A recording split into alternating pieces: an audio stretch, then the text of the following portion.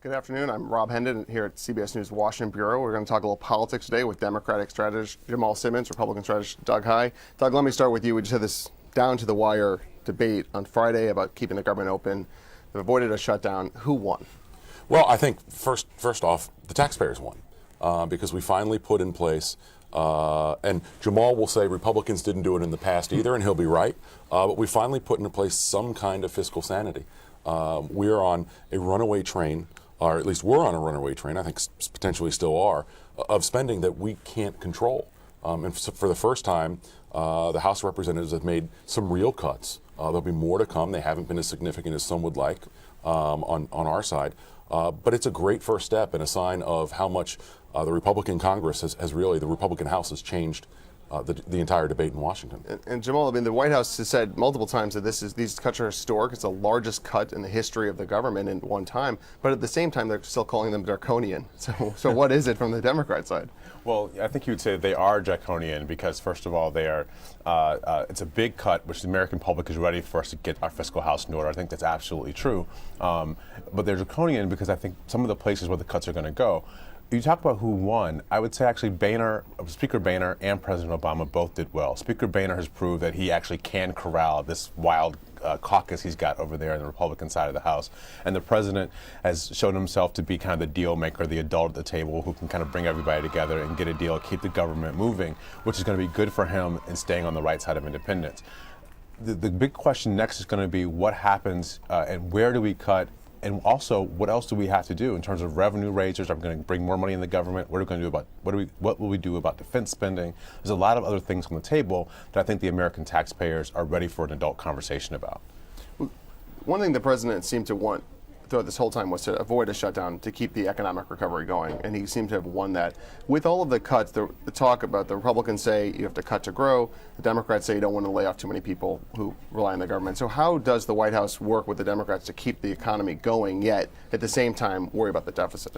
You know, in a normal time, the Republicans would be right, where we actually had businesses looking for investment from banks and needing to get money. Businesses don't want to compete with the government for money from the banks in order to invest in the economy. That's not where we are. Businesses actually are sitting on top of $2 trillion worth of money that they can invest in their own. What businesses need is demand. So the demand side is where the government comes in. The government is helping to keep the demand going and growing. And so the more demand we have, the better the economy will be, the more money businesses will invest. So the Republicans are wrong on the cut and grow side of this. And the next step is, we all know we're in a mess. We've got to fix our spending, but we can't let millionaires and oil people off the hook from paying their fair share. We can't have GE making $14 billion and not having to pay any taxes. That's the place where I think most people in America want the government to go, because they want to know that if we're going to have to pay, if the middle class has got to give up something or pay extra, then the wealthy are going to have to give up something and pay extra too. And that's where the Republicans are wrong. Well, I don't think Republicans want to raise taxes on anyone. Certainly, the GE example is an absolute egregious example of how our tax system doesn't work. To make $14 billion in profit and not pay a dime, literally one dime in taxes, just doesn't make any kind of fiscal sense or political sense. And I think you'll see Republicans continue to talk about this. But what I've been encouraged by is the fact that this is the first time you've really seen Republicans be willing to cut defense spending. Normally that was somewhere that was off limits for Republicans. And you're also seeing really, the dramatic shift in the debate. We weren't talking about whether to cut, we're talking about how much to cut. And while obviously there were different views on everything in what we were going to cut or not cut, I think this is really the easy stuff to cut, because if we couldn't do this, it's game over if we're talking about Medicare or Social Security. And then really the ultimate spending that we need to address, which is interest on the debt, which ties into capital and demand and everything else. It's a seven-headed beast. And on the message side, the Republicans won this week with this question of how much to cut. The more the conversation was about numbers, do we cut 40 billion, 33 billion, it's on the Republican turf. The Democrats have to get it back to what do we cut? And then when we have a conversation about our values, are we going to invest in education and innovation, all the things the president talks about, or are we just going to cut willy-nilly across the board with a big cleaver? That's the place where Republicans, I think, will come up short. And we saw this last week. The minute they began to talk about social issues in the abortion Planned Parenthood fight, you could feel the sand eroding beneath the Republicans' feet like water leaving the tide of the beach. And it's not the place for Republicans to stand. They don't want to have a conversation about where to cut, only how much. Well, let's turn then to what's going to happen this week in the House with the Paul Ryan budget plan, cutting proposing $6 trillion in the next 10 years, but massive changes to Medicare and Medicaid. I mean, how do you look at the messaging for that then if you're talking about protecting these programs, protecting seniors, and yet at the same time trying to restore growth? They call it the path to prosperity. So Doug, where does the balance of helping business versus trying to protect some of these constituencies? Well, I think you want to do all. You know, the one thing that we'll make clear is that we're not going to cut benefits for seniors where those benefits have been promised. You know, that's something that is of critical importance, not just politically to Republicans, but for more importantly for seniors who have come to depend on that program and who have made life decisions based on the promises the government has made. But we also know that long term, it's unsustainable. I don't expect that in my lifetime I'll be able to rely on the solvency of Medicare. I certainly don't think that Social Security will be there when I'm of eligible age. But the other thing is that the Republicans will be united on this. We talk about Tea Party members and some people who aren't 100% thrilled with the plan. I think this is the demonstration that you'll see more cuts. But interestingly, last year we saw a lot of Democrats run political ads saying they were going to stand up to Nancy Pelosi in the House. Some won, some lost. I doubt you'll see very many Republicans saying they're going to stand up to John Boehner. They're going to say they're going to continue this course to try and cut spending. But at the same time, you saw a lot of Republican ads against Democrats saying they cut $500 billion to Medicare. Mm-hmm. And now the Republicans are proposing $4 trillion in cuts to Medicare. How does that stand up? Well, it's obviously the interesting part of messaging that you have to deal with. But we know when the Obamacare was passed, that's the one thing that they never really talked about is how this would affect seniors and what those cuts meant, or even that those cuts really existed. We know we have to bring some kind of sanity back into this because it's unsustainable. And so we'll talk about it as an important part of the Ryan proposal. And Jamal, one thing really quick, though, a lot of the Republicans, a lot of the criticism or the comments about the Paul Ryan plan was it's great he has a plan, but very few people have actually taken a stance on the merits of the plan. So do you think this helps? Where does this plan help or hurt the White House right now? The plan is good for the White House in the sense that it lays out some pretty big measures that people are going to have to take into effect when they look at it. The biggest problem, Doug says, that Social Security and Medicare are unsustainable.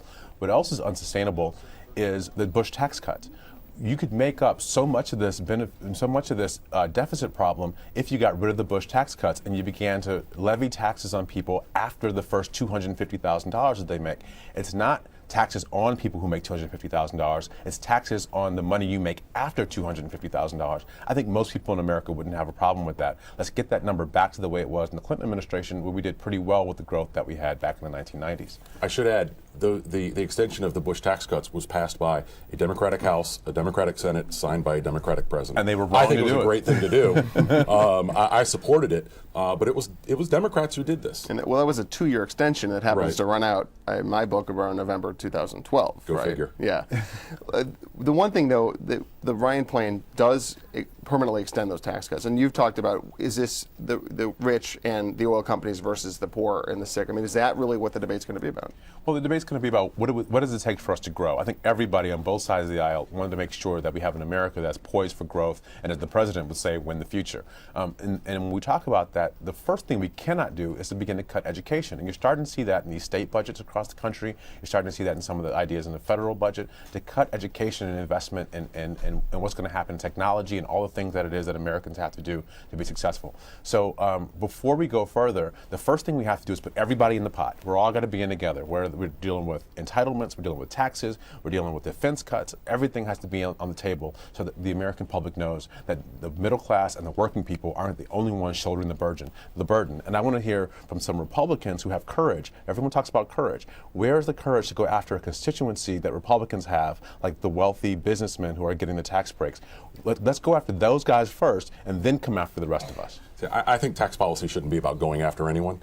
But Democrats have a lot of wealthy donors as well. The president is asking top donors to bundle $700,000 together for people. But I'll refer back to the political ads that Democrats ran last year. A whole lot of Democrats were running congressional ads saying we can't raise taxes in a time of a recession. We're not out of this yet, and I think it would be foolish for us to change the rules yet again, take more money, out of the economy. Doug says he doesn't go after anyone, but we've seen this in Wisconsin, we've seen it in Ohio, we've seen it in other places. They'll go after public employee unions to cut pensions for firefighters. You'll go after senior citizens to cut entitlements. You'll go after kids to cut education. But what about cutting the tax? But then you want to cut taxes for wealthy people. That's not shared sacrifice. We more than doubled the education spending over the Bush years. Democrats praised Bush for spending money. They wanted him to spend even more, but the reality was we doubled the amount of spending. I'm talking about the budgets budgets now. I mean, look at what's happening around the country. Look at what's happening, and some Democratic governors are going for this also. But let's look at that. We can't cut away our future to eat what we need to do today. Well, finally, the president's going to say some things on Wednesday about deficit.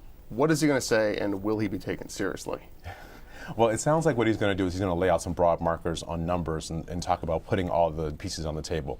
I think when he gets down to the process of how we get there, he's going to leave that up to some congressional action.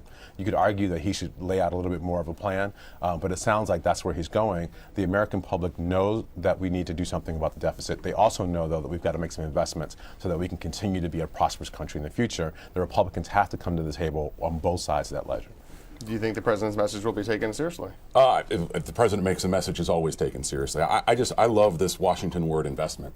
You know, if I go to a casino, I don't go gambling, I go spending, because my money is going to go to the house. When Democrats talk about investment, they mean spending more money.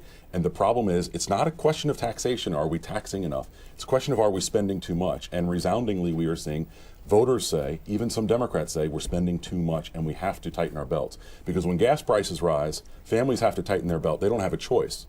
The government needs to live under those same rules. We've got to do both. Cut spending and invest in other places. Jamal, Doug, thank you very much for joining us. Stay tuned to CBSNews.com for the latest in political news, and thank you very much. Have a good afternoon. Thank you.